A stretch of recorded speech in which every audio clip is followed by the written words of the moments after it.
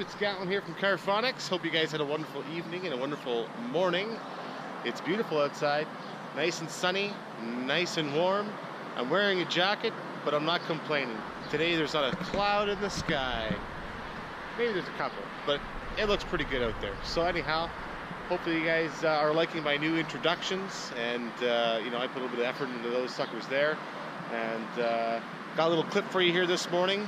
Yesterday Chris came by and you know, dropped off his battery cart, so we're going to work on that today. We're going to work on a bunch of other stuff as well today, and we'll catch up with you guys shortly.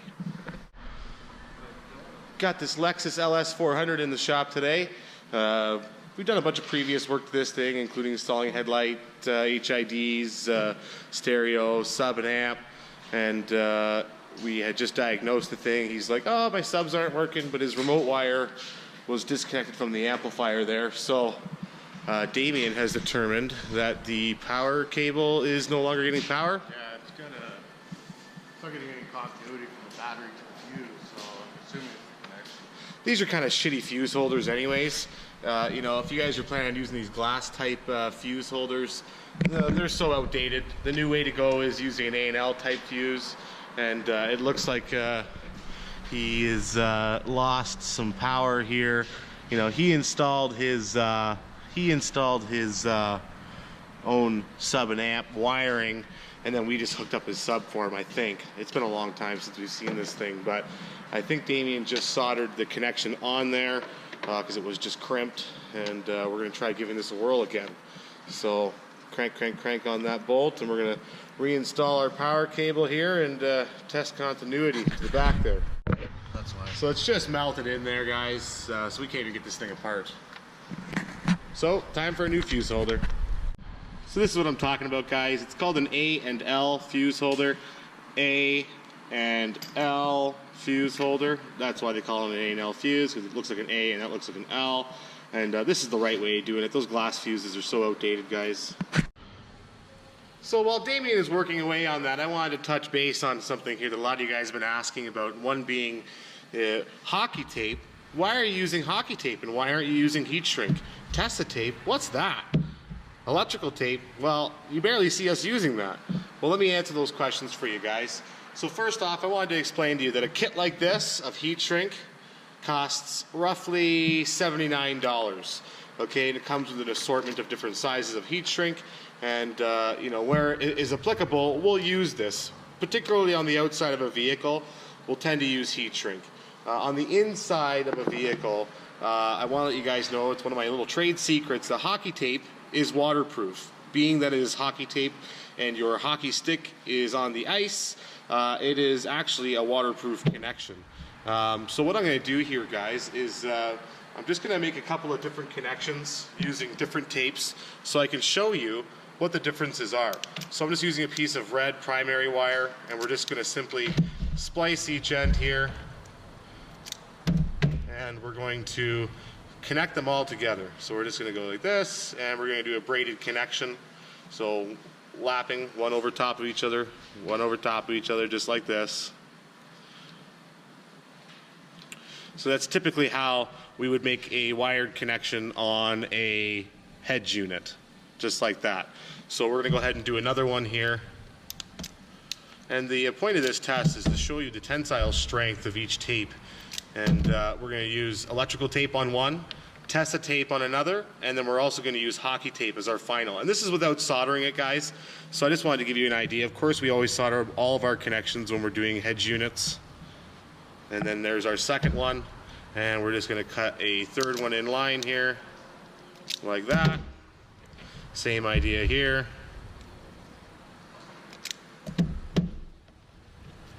And another braided connection. So as you can see here, guys, we've got 3 in line. We've got 1, 2, and 3. So we're just going to connect the first one with hockey tape. And the way that I do this is I don't usually wrap it like this and then around. I actually like to wrap it on the side like this, which gives it a longer and more consistent look. And it basically just makes it for a really nice, tight, clean connection. and it almost looks like heat shrink, right? So we're just gonna tap down on that. So there's our first connection. That's using hockey tape. Our next connection is gonna be using 3M electrical tape. And it's just basic 3M electrical tape, guys, nothing special about it. And typically, the way that you'd see people making their connections with black electrical tape is just like this. I like to kind of just put a little fold in it there, and then we're gonna wrap it. And pulling on the connection, you know, giving it a nice tensile, you know, electrical connection there, guys. So there we go. And we'll just pull that tight and strut there, whatever you want to call the word, like that. And then our third connection, we're going to use Tessa tape.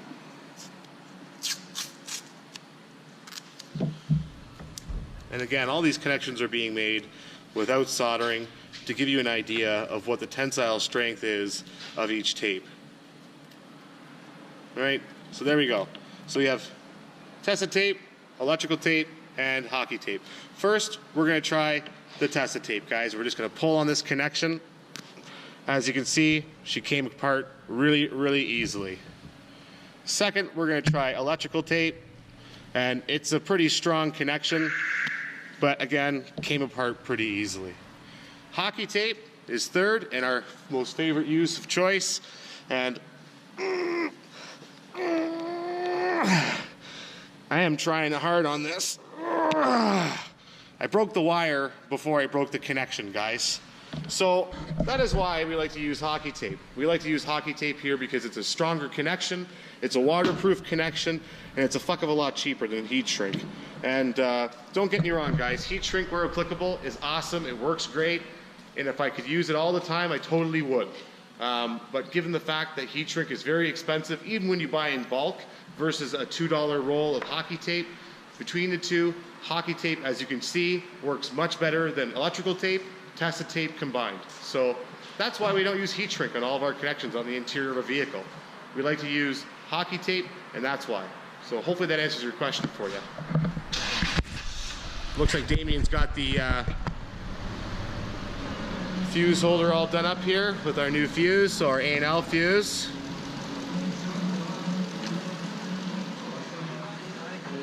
Let's go check this out.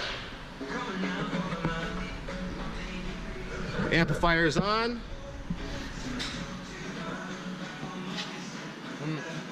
No sound. So we got one thing fixed. We'll get back at you. So we're just going through the process here of determining what's wrong. We've now used our tone generator off the amplifier. We're not getting any signal to the subwoofers here. We've used our tone generator on the actual terminal sides, and they do move, but not much. And our ohm ratings here aren't looking very good. They are looking quite blown, but one more little test here we're going to do is install another woofer box quickly onto those terminals just to see if there's any signal going to them at all. So we just pulling a woofer out of the showroom, and this is kind of like our final attempt at figuring out what's wrong. So if we get nothing here, just gotta hook up our RCAs. There we go, connected, and nothing. Well, let's check the deck first. All right, one thing here we're gonna do as well is check the heads unit. Make sure that it's on a setting inside the heads unit with the woofers turned off. Whatever you say, buddy. Of course, Drake is your Virgin Radio 20K double play artist this week. Keep listening for two of his tracks. All right, so let's go here, go home, go to settings, sound settings, subwoofers on, everything's on.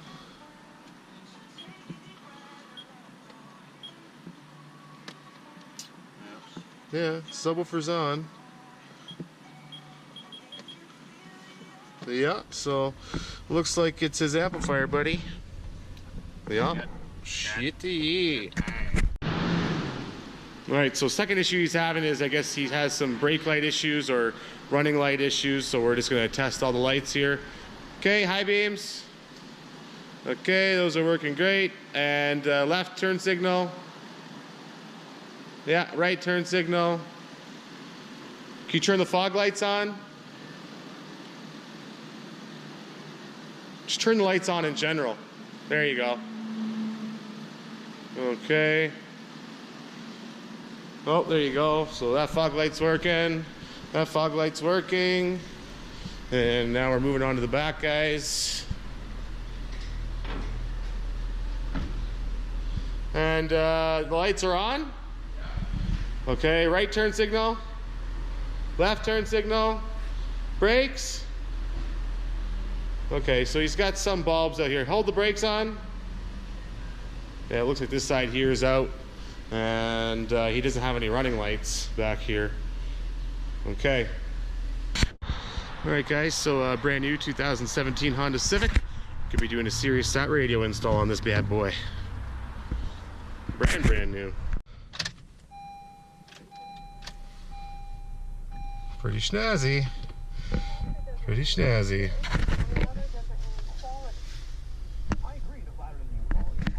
Alright guys, this is what we're dealing with. This is a 2017 Honda Civic, and unless you upgrade to the upper model, it doesn't come with built-in satellite radio. So as part of the sale, they just want us to install one of these Stratus 7 radios that we're providing them. And we're just going to figure out a nice clean place to do that in, likely on the windshield there, or maybe somewhere down there, nicely hidden, tucked away, so you don't really have to look at the darn thing. But we're going to figure that out and get back at you. So this is what we're going to do, guys. We're going to take the radio, we're actually going to place it up here in the windscreen using the supplied mount, and obviously hide all the wires in behind this A-pillar here, and then mount the GPS antenna for the sat radio somewhere along the front there. Keep it out of the elements, keep it out of the washes, that kind of thing. Sometimes guys will install them on the outside of the vehicle, on the back of them. I don't like that because it often will scratch the paint, and then it'll also you know, cause issues with, you know, the trunk and breaking wires and that kind of thing. So I like to keep them on the inside of the car, guys. So we're going to prep the radio, prep the mount, and start taking things apart. Alright guys, so we've prepped our radio here, and we got the little sticky pad 3M thing here, and that's just going to go on the windscreen down here. So I'm going to get this mounted first before I start taking things apart, so I know where all my wires and things are going to go, guys. So we're going to do that, and I'll get back at you. Okay, so we got this thing taken apart, well, as part as we need it to be. The A-pillar has been removed, side panel has been removed, and I have now access to the fuse panel. Our next step is going to be doing add a cigarette lighter adapter. So I'm going to make this up and start wiring things together. And we're just making up our add a cigarette lighter adapter here. And it's just so we can hide everything underneath of the dash nicely. Solder our connections on here. And there's one. And here's two.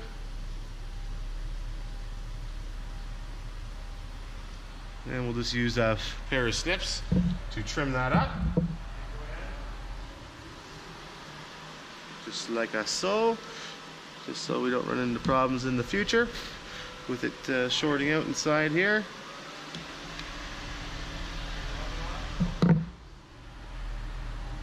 And then we'll add our top to it, so it just kind of goes over top here.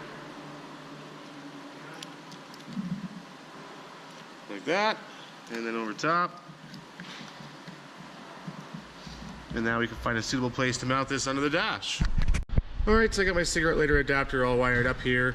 Got my ground on there, power, and I taped this all together just so when this is under the dash, it's not going to come apart. This can go to the radio, and then we need to mount our actual antenna. It's nice that they're giving you nice small square ones now. Mounted up here ever so nicely along the windshield, and you can see all the wires are hidden there along the A-pillar.